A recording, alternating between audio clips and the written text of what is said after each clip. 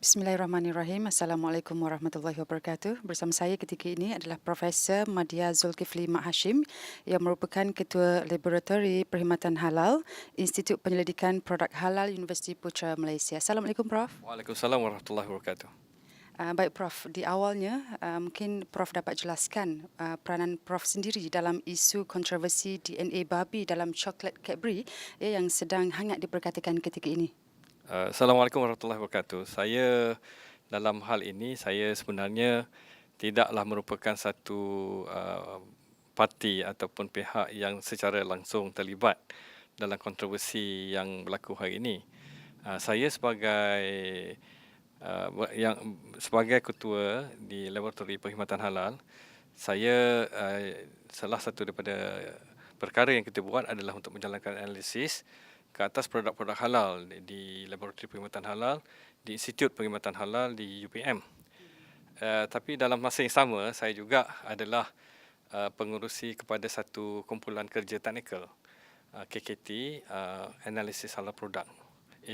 Yang mana ini adalah satu technical working group di bawah Jawatankuasa Analisis Makanan, iaitu satu jawatankuasa diwujudkan di bawah Kementerian Kesihatan Malaysia, KKM, dan di mana pengerusi kepada JKAM ini atau sekretariat ini adalah di Jabatan Kimia Malaysia.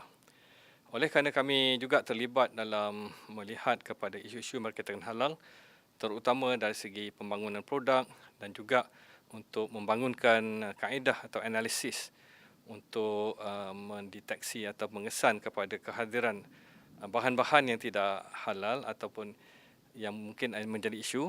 Jadi kami terlibat dengan saya itu dan telah diberi amanahlah untuk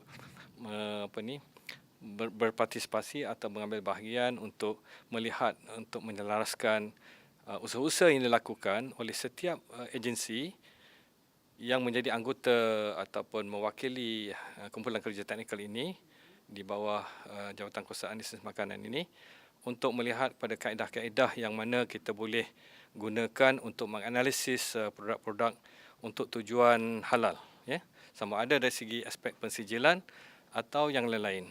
Jadi oleh kerana kita melibatkan pelbagai agensi daripada yang diwakili oleh Jabatan Kimia Malaysia, Kementerian Kesihatan Malaysia, juga JAKIM dan agensi lain seperti Jabatan Veterina dan lain-lain, banyak lagi lah, bersama juga dengan beberapa universiti lain yang juga menganggotai kumpulan kerja teknikal.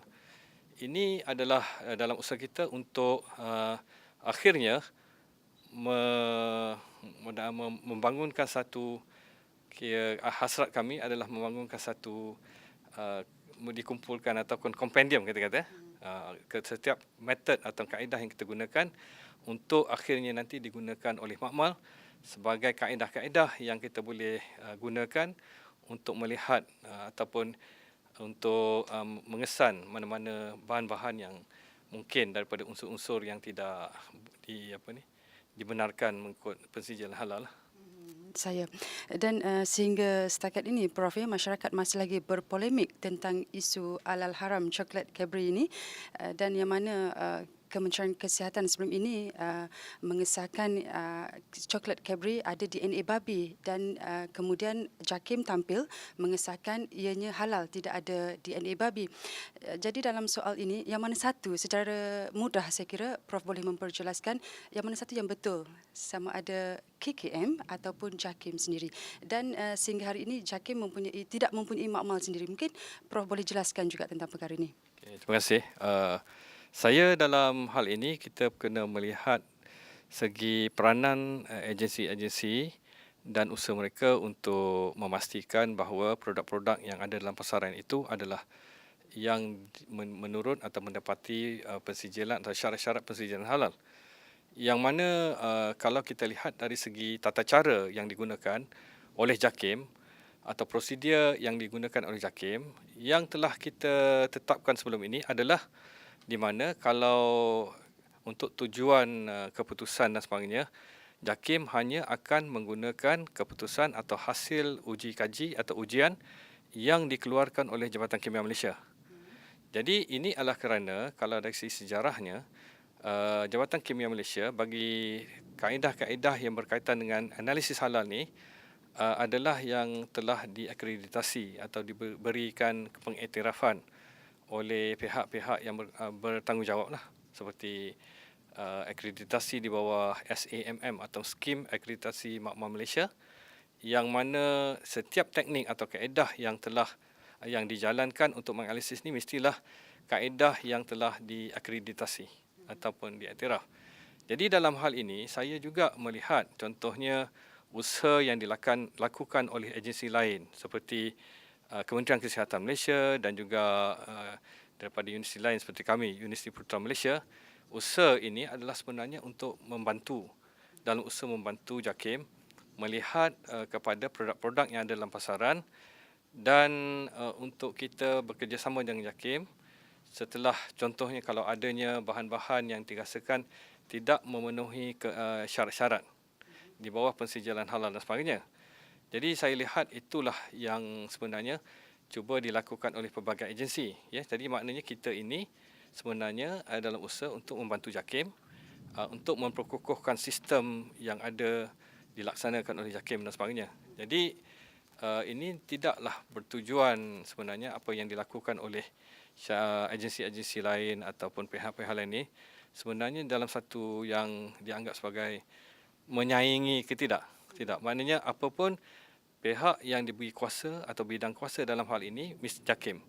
Dan keputusan yang dibuat adalah oleh JAKIM.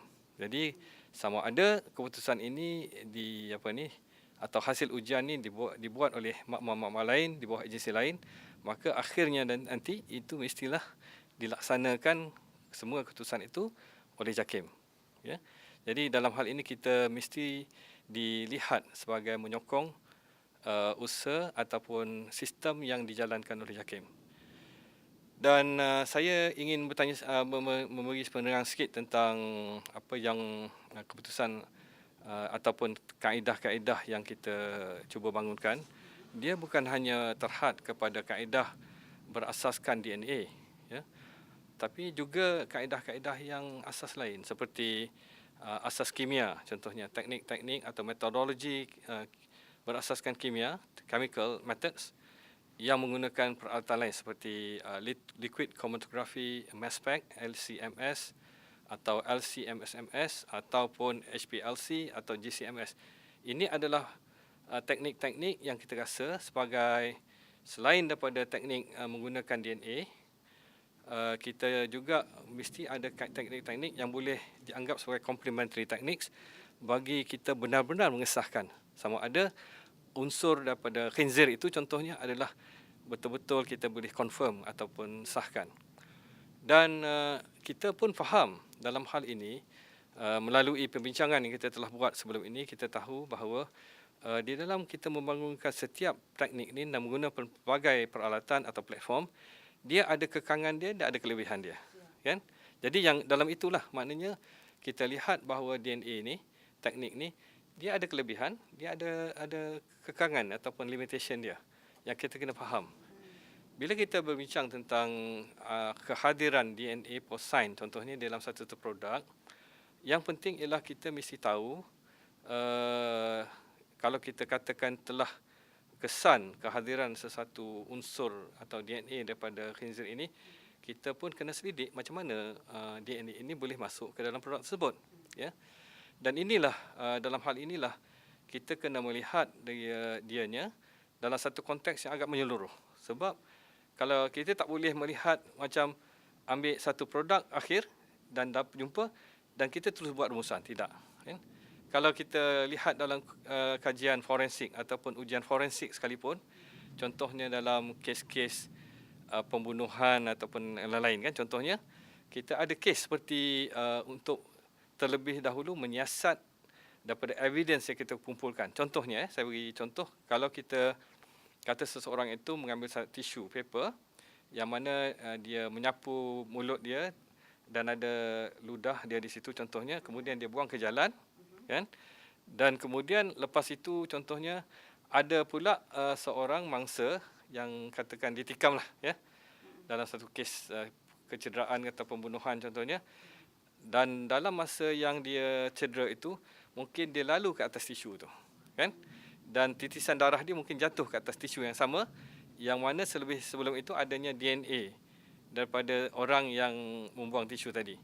Jadi kalau kita tidak selidik terlebih dahulu macam mana DNA orang itu ada dalam tisu tersebut, ataupun kalau kita tak selidik macam mana pula darah itu, percikan darah itu ada dalam tisu tersebut, kita mungkin memberi atau membuat satu rumusan yang salah, ya, kan? Dan terus mungkin membuat satu rumusan bahawa pembunuhnya adalah orang yang mana DNA berada atas tisu itu, ya. Jadi oleh kerana itulah kita kena lihat. Pertama ialah bagaimana sesuatu DNA itu berada dalam produk itu. Dan kita tahu bahawa DNA ini adalah satu teknik DNA ini adalah satu teknik yang sangat sensitif kerana kita akan mengukur pada kadar yang sangat-sangat rendah. Contohnya, bacaan yang kita sebut di dalam bacaan tu 1 ppm, 1 bahagian dalam 1 juta bahagian. Very small ataupun very minute. Ataupun kalau dalam istilah yang kami guna di sains, di makmal, 0.001 nanograms per microliter. Maknanya dia ada satu kadar yang sangat rendah. Dan juga bila kita lihat kepada beberapa kes yang sebelum ini, contohnya lah, saya beri contoh sebelum ini, saya pernah beri contoh bahawa satu kes pernah berlaku di England, di mana satu syarikat yang mengeluarkan rempah, apabila dicek, diuji rempah itu yang berada dalam satu alat pencampur tu, didapati adanya DNA khinzir dalam equipment atau alatan tersebut. Dan kemudian dicuba bersihkan apa semua dan melalui cara-cara yang telah difikirkan, dan didapati masih lagi ada. Tapi persoalannya ialah bagaimana pula DNA khinzir boleh berada dalam rempah, kerana ramuan dia tak ada daripada sumber haiwan, tak ada daripada sumber khinzir dan sebagainya. Jadi bagaimana pula DNA khinzir ada, kan? Jadi bila kita lihat, kalau kita memahami proses pengeluaran sesuatu produk atau makanan ni, dia melalui peringkat-peringkat yang pelbagai, daripada ladang kepada pengurusan penyembelihan, kepada pengeluaran ataupun pemprosesan, yang di mana banyak ingredients ataupun bahan tambah ataupun aditif yang digunakan, dan juga banyak processing aids atau bahan-bahan bantuan pemprosesan yang digunakan yang pelbagai, yang boleh mungkin datang daripada sumber yang berbeza. Jadi, dan juga adanya keadaan di mana syarikat-syarikat yang pengeluar di Malaysia ini, dia banyak bergantung kepada ingredient atau bahan-bahan yang diimport dari luar. Macam contohnya, saya boleh, kalau kita lihat statistik yang melalui data yang ada pada MITI, Ministry of International Trade and Industry, kita dapati bahawa jumlah bahan yang diimport daripada luar ni sebagai bahan-bahan ingredient atau ramuan untuk pengeluaran produk makanan adalah, boleh saya katakan umumnya 80 hingga 90%. Kan? Dan bila kita kata kita sangat bergantung pada pihak luar atau syarikat luar, ini bermaksud bahawa kita akan terdedah kepada cara dan juga sistem yang mereka jalankan. Terutama bila kita menyadari, contohnya kalau kita lihat daripada multinational corporation, satu syarikat-syarikat besar yang ada, kita dapati bahawa berapa orang yang peratusnya kepunyaan orang Islam, kan? Majoriti kita kata boleh mungkin dipunyai oleh orang bukan Islam, kan?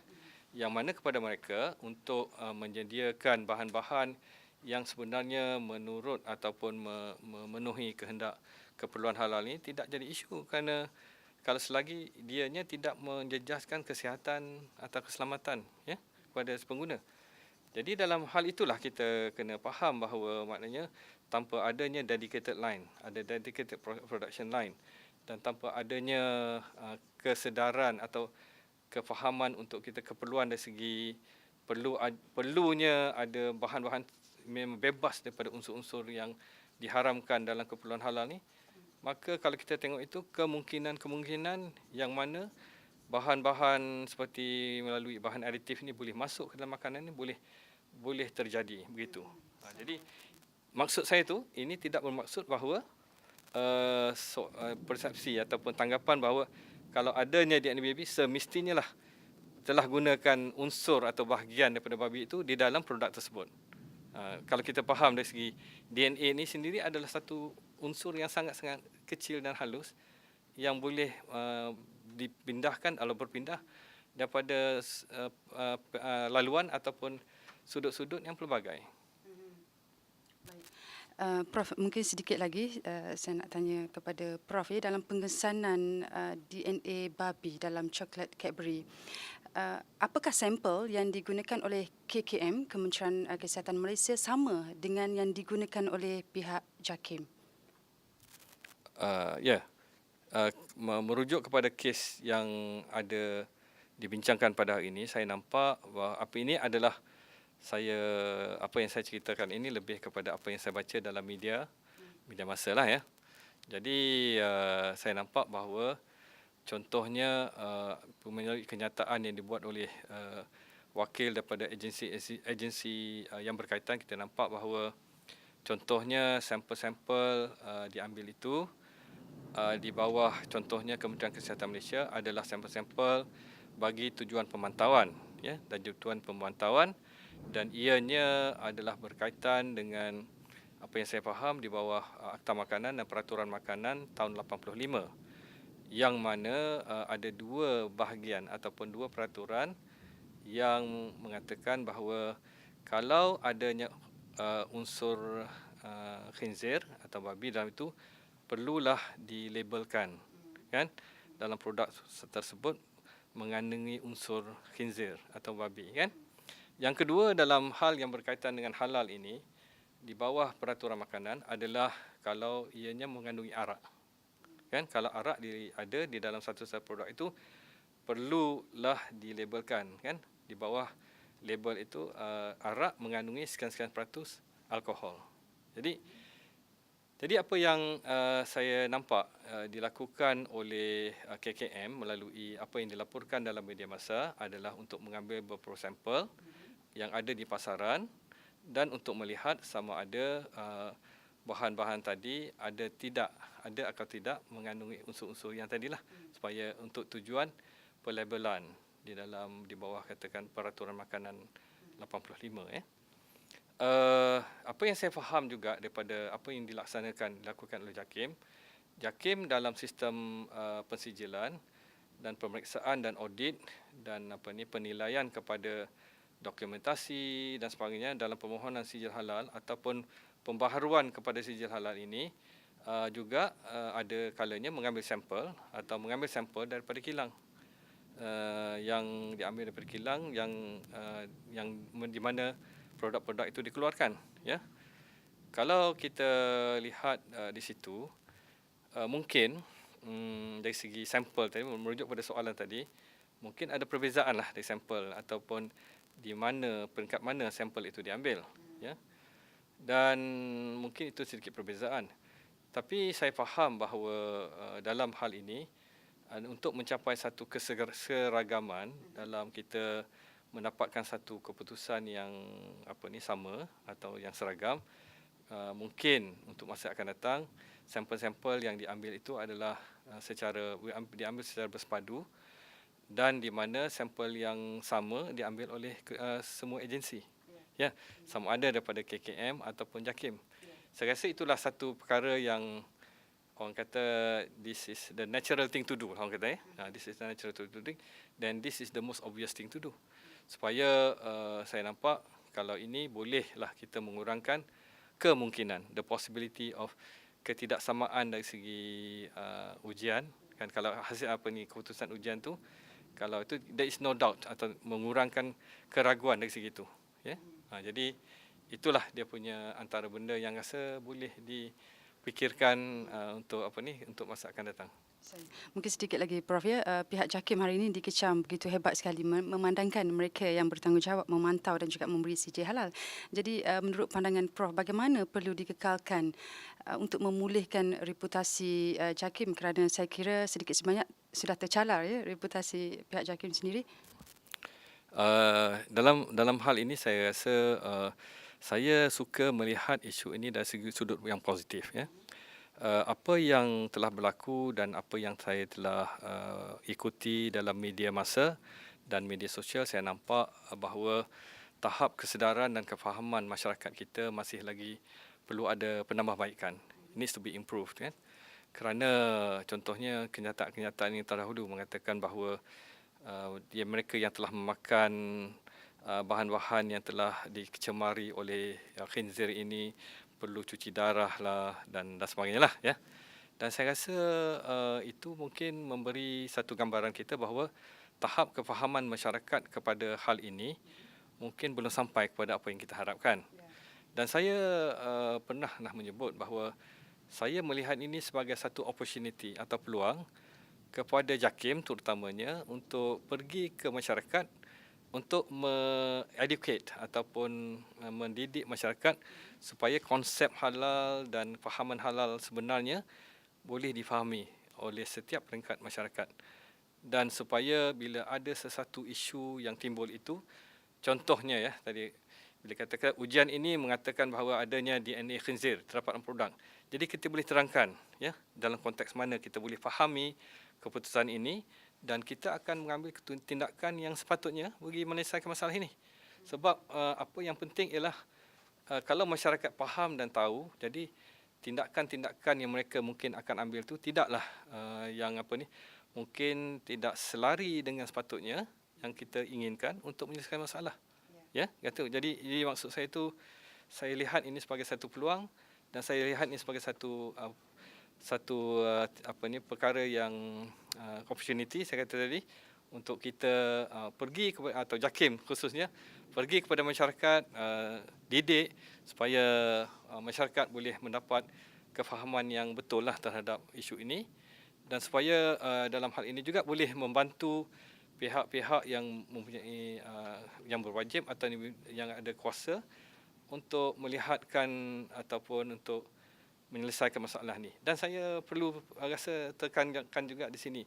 Kita di Malaysia ini kita ada sistem. Sistem ini daripada di bawah kata peruntukan undang-undang seperti Trade Description Act 9211 for example, Akta Perihal Dagangan 2011 yang mana kuasa ini telah diberi pada JAKIM.